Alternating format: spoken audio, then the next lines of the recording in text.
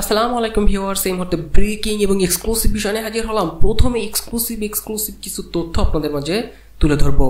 অবশেষে আমদিলিব রহমান পার্থকে কিন্তু খুঁজে পাওয়া গেল। তাকে ডিবি পরিচয়ে তুলে নিয়ে যাওয়ার পর অবশেষে তার খোঁজ পাওয়া গেল। তাকে রিমান্ডে নেওয়া হয়েছে সেতু ভবনে নাশকতার মামলায়। তাকে কোন বিষয় নিয়ে গ্রেপ্তার করা হয়েছে সে সকল বিষয়ে এক্সক্লুসিভ কিছু তথ্য জানতে পারবেন। অন্যদিকে এবার মির্জা ফখরুল ইসলাম আলমগীর কিন্তু দাবি করেছে সরকারের বিরুদ্ধে, তার পদত্যাগ দাবি করেন এবং সেই সাথে শিক্ষার্থীদের আন্দোলনে বিএনপির বা বিরোধী দলের কেউ জড়িত নয়।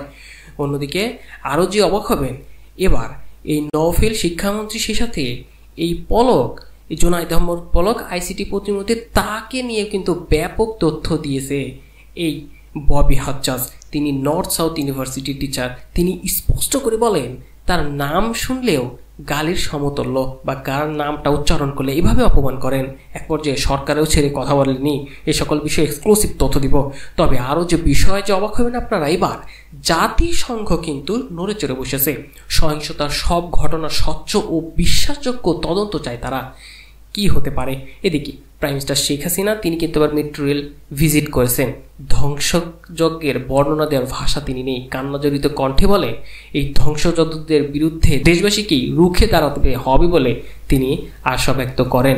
সে সাথে ওবায়দুল কাদের কিন্তু বলেছে পরিস্থিতি এখনও খারাপ, বিএনপি যে কোনো সময় আবারও এই নাশকতা করতে পারে। বিএনপি জামাত ঘাপটি মেরে বসে আছে, এমন তথ্য দেন। ভিডিও শেষ অংশে ওবায়দুল কাদেরের এই তথ্যটা তুলে দিব। তিনি আরও যেটা বলেন, ছাত্রলীগ নাকি আক্রমণ করেনি, আক্রমণ করেছে কারা? গণমাধ্যমে ভুল শিরোনাম হয়েছে, এমন দাবি করে বসেছেন এই ওবায়দুল কাদের। এ সকল বিষয় নিয়ে আজকের এক্সক্লুসিভ একটি তথ্য বা রিপোর্ট আপনাদের মাঝে তুলে ধরব। চলুন, এতক্ষণ শুনছিলেন শিরোনাম, এবার বিস্তারিত। হঠাৎ করেই কিন্তু এবার আমদিলিব রহমান পার্থকে রিমান্ডে নেওয়া হয়েছে।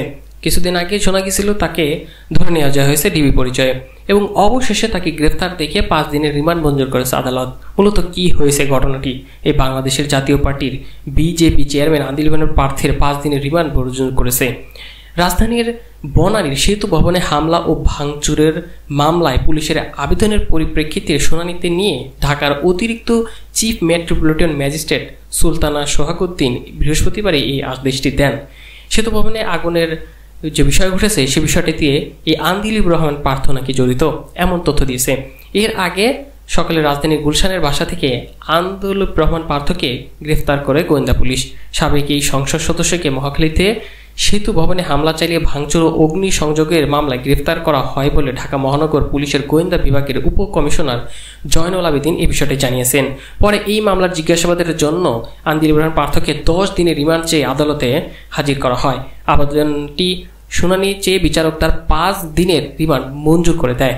শুনানিতে আমদিলিব রহমান পার্থের আইনজীবীরা আদালতকে বলেন 2018 সালের পর থেকে তাদের মক্কেলের বিএনপি জামাতের ইসলামী রাজনীতির সঙ্গে কোনো সম্পর্ক নেই। সেতু ভবনের নাশকতার সঙ্গে তার যোগসূত্র তো প্রশ্নই আসে না। শুনানির এক পর্যায়ে আদালতে বা আমদিলিব রহমান পার্থ তিনি বলেন আদালতকে রাজনৈতিক জীবনে তিনি অনেকের বিশ্বাসের জায়গায় যেতে পেরেছেন। তিনি বাংলাদেশের ইতিবাচক রাজনীতি করেন। তার সঙ্গে কোনো অন্যায় আচরণ হলে তা অন্য যারা ইতিবাচক রাজনীতি করেন তাদের জন্য খারাপ দৃষ্টি হয়ে থাকবে বা দৃষ্টান্ত হয়ে থাকবে। কোটা সংস্কার আন্দোলন ঘিরে ঢাকা সহ দেশের বিভিন্ন জায়গায় হামলা ভাঙচুর, সংঘর্ষ ও অগ্নিসংযোগের ঘটনা ঘটে। তবে সেতু ভবনে 2 দিন হামলা চালিয়ে অর্ধশতাধিক গাড়িতে আগুন দেওয়া হয়। আগুনে পুড়িয়ে দেওয়া হয়েছে অফিস ভবন। নাশকতার এসব ঘটনায় দেশজুড়ে গ্রেফতার অভিযান চালাচ্ছে আইন শৃঙ্খলা রক্ষাকারী বাহিনী। এর ধারাবাহিকতায় এই আমদিলিব রহমান পার্থকে অবশেষে গ্রেফতার দেখিয়ে তাকে রিমান্ডে নেওয়া হলো। এখন ভবিষ্যতে বোঝা যাবে তার কি হবে। বিএনপির ভাবমূর্তি ক্ষুণ্ণ করছে এই সরকার। গ্রেফতার হামলা করে আবারও সেই আগের রাজনীতিতে ফিরে যাচ্ছে। কেননা এই আন্দোলনকারীদের সাথে আমরা কখনোই একসাথে ছিলাম না, বা তাদের আন্দোলনের মধ্যে আমরা কখনোই হামলা চালাইনি, এমন দাবি করেছে মির্জা ফখরুল। শিক্ষার্থীদের আন্দোলনে বিএনপি বা বিরোধী দলের কেউই জড়িত নয়, তিনি স্পষ্ট বলে রেখেছেন। এবং শেষে তিনি আরও বলেন সরকার নিজেদের অপকর্ম ঢাকতে আমাদের উপর সকল দোষ চাপিয়ে দিয়েছে। তিনি বলেন সরকার যেভাবে আবারও গ্রেফতার শুরু করছে সে বিষয়টা খুবই ভালো হচ্ছে না। তিনি বলেন বর্তমান এই সিচুয়েশনের জন্য সরকারই দায়ী, তাই তাকে পদত্যাগ করাটাই শ্রেয়। শিক্ষার্থীদের কোটাবিতে আন্দোলন ঘিরে রাজধানী সহ সারা দেশে যে নৈরাজ্য তাণ্ডব চলছে সেটির সঙ্গে বিএনপির কোনো ধরনের জড়িত নেই, এমনটাই দাবি করেন মির্জা ফখরুল। তিনি আরও বলেন আন্দোলনের ভূমিকা রাখার মিথ্যা অভিযোগে ঢালাওভাবে বিএনপি ও বিরোধী দলের নেতাকর্মীদের সরকার এবং আইনশৃঙ্খলা বাহিনীর রক্ষাকারী বাহিনীর কিছু সদস্যরা দোষারোপ করছে। বিবৃতিতে এই মির্জা ফখরুল ইসলাম আলমগীর আরও বলেন, শিক্ষার্থীদের হতাহতের পর বিচার বিভাগের তদন্ত কমিটি শুধুমাত্র 6 জনের হত্যাকাণ্ডের তদন্ত শুরু করবে।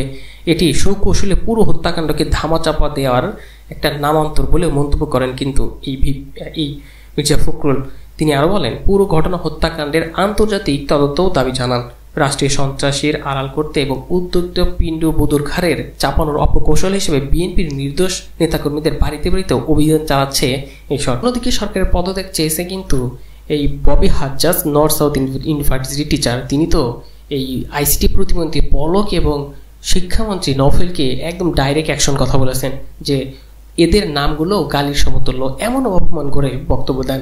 এক পর্যায়ে তো বলেই দেন এই সৃষ্টি, এই বাংলাদেশে এখন যে সমস্যা এটার জন্য সরকারি দায়ী এবং তাদের পদত্যাগ করা উচিত, এ সকল বলে আরও নানাভাবে অপমান করেছেন এবং এই দুই মন্ত্রী সম্পর্কে আরও বিস্তারিত বিষয় বলেছেন, যা আপনারা ইতিমধ্যে হয়তো একটা ভিডিওতে দেখেছেন। তিনি বলেন যে এই নামগুলো উচ্চারণ করলে গালির সমতুল্য, এমন তথ্য দেন। এবার আপনাদের মাঝে তুলে ধরবো, সেটি হচ্ছে ওবায়দুল কাদেরের কথা। ওবায়দুল কাদের তিনি স্পষ্ট করেই তথ্য দিয়েছেন পরিস্থিতি আরও খারাপ হতে পারে। বিএনপি জামাত ঘাপটি মেরে বসে আছে, তারা যে কোনো সময় পরিস্থিতি আবারও ঘোলাটে করে দিতে পারে। তিনি এমন মন্তব্য করেন। বৃহস্পতিবার সকালে রাজধানীর তেজগাঁয়ে তিনি এসব কথা বলেন। বিএনপি জামাতের পরিকল্পনায় প্রতিহত করতে দলের নেতাকর্মী নিজ নিজ থানায় সতর্ক অবস্থানে থাকতেও আহ্বান জানান। এই আওয়ামী লীগ সাধারণ সম্পাদক এক পর্যায়ে তিনি বলেন, সাংবাদিকদের পরিস্থিতি আরও খারাপ হতে পারে, বিএনপি জামাতের নেতাকর্মীরা ঘাপটি মেরে বসে আছে। বিএনপির মহাসচিব মির্জা ফখরুল ইসলাম আলমগীর তিনি মিথ্যাচার করছেন বলেও দাবি করেন এই ওবায়দুল কাদের। তারা লাশের ওপর দাঁড়িয়ে ক্ষমতা নিতে চায়। এদিকে ওবায়দুল কাদের আরও বলে, বিএনপি জামাত তো আছেই, তারেক রহমান লন্ডনে বসে বসে দেশ ধ্বংসের পরামর্শ দিচ্ছেন বলেও দাবি করেন এই কাদের। এবং সব শেষে যে বিষয়টা এবার তুলে ধরতে যাচ্ছে, প্রধানমন্ত্রী Sheikh Hasina metro rail visit করেছেন এবং তিনি ভিজিট করে বলেছেন, এই ধ্বংসযজ্ঞের বর্ণনা দেওয়ার ভাষা আমার নেই। জনগণের কাছে বিচার চেয়েছেন তিনি নিজেই, কিন্তু এক পর্যায়ে বলেই ফেললেন, ধ্বংসযজ্ঞের বিরুদ্ধে দেশবাসীকে রুখে দাঁড়াতে হবে, বিষয়গুলো তাদের বুঝতে হবে। ধ্বংসযুদ্ধ কারা করলো, কারা মেট্রো রেলে আগুন দিল?